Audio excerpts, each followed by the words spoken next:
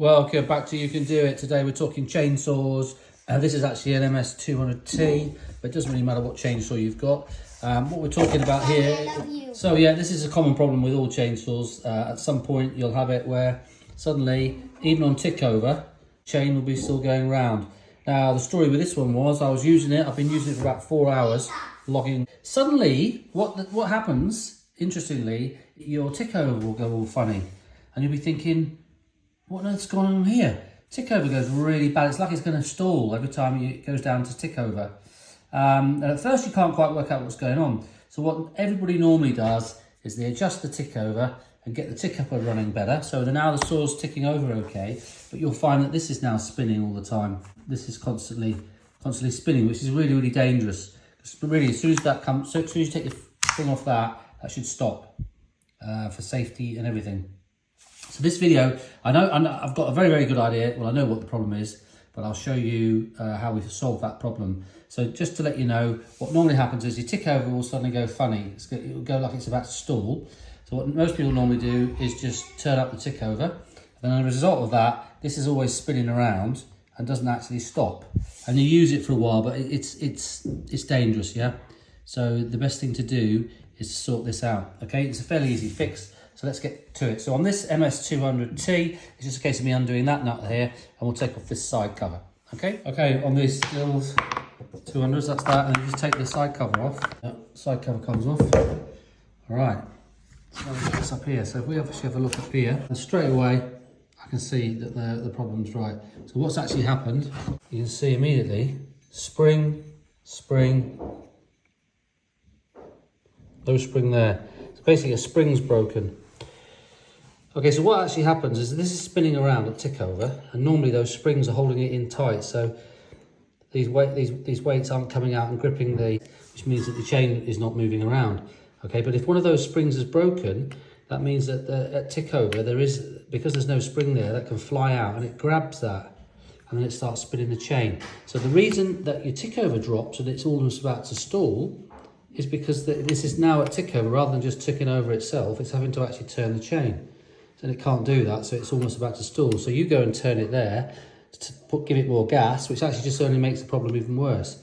So the story is, as soon as you see your tick over suddenly drop, it means that you need to, probably that your one of your springs in here is broken, okay? Now I've already put an impactor on there and undone that, yeah?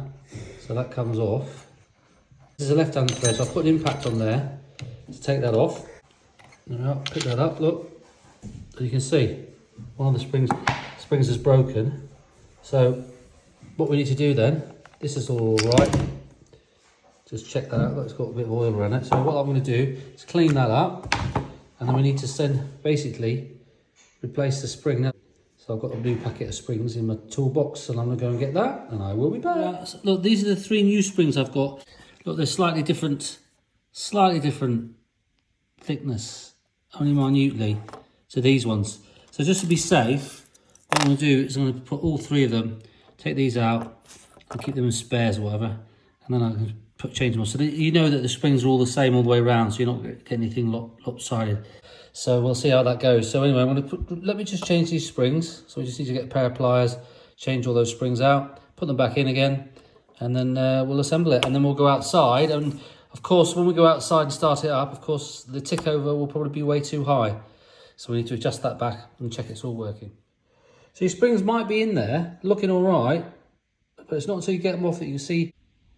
Right, look, that's a close-up. You can see how much that's worn, look. That really has worn on that side as well. So look, that's what's happened. They've just snapped because they've worn right through. So that'll also reduce the spring tension as well, because you know, it's worn a couple of millimeters on those. So anyway, so now we're going to put these new ones in. Right, so they're in there. You can only put them in one side. So you put them in that side, they're good. But these ones are not even spares because they're so worn. Throw them away. So we're going to put that back on again now. So let's go back to the saw. Okay, baby, before we put this back, we'll just put a bit of grease. Just got a bit of grease on my finger there. We'll put some grease around. This grease is good. Put this back on here. Make sure it's sat in there. And there's plastic grooves on the thing in the right place. And then, remember this is a left-hand thread, you can screw this back on. There we are. Spin that on like that. You don't need to. There we are. So now what we'll do is we'll put the chain back on, put the bar back on, put the chain on, do that all up, and then we'll go outside and test it. Outside, I've taken the chance while I'm here to just sharpen the chain, so that's all nice and sharp.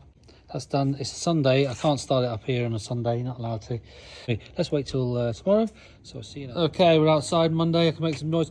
We'll start this up and we'll just see how quickly the ticker over is relative to what it should be.